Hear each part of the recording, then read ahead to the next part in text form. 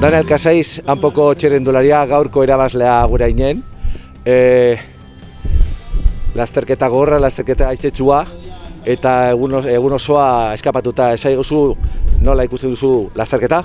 Bueno, atzaldeon, eskerrik asko lehenik eta behin. Eta bueno, esan duzun moduan, karreria haize askokin egonda gaurrez, egun aizetxua izan da.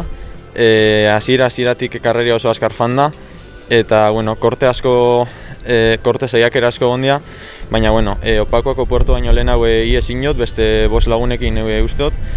Opakuan 2 geratu gara, eta atzetik beste 2 karrapodozkui nire ekipoko bat sartuta, grupora, orduan 4 geratu gara.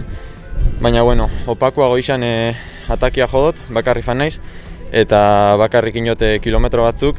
Eta bueno, gero gisa esan, metara beste txirrindularetik nahi naiz eta esprinan irabazi inotez.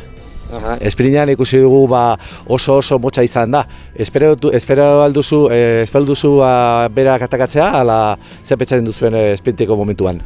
Egisa esan, kilometro asko jan tiran beste txirrindularisa, nik ez dut releborik emun atzian torneo Euskal Herriako liderra torrelako nire ekipokoa, orduan uste nebela releborik emun bihar eta alaxe inot.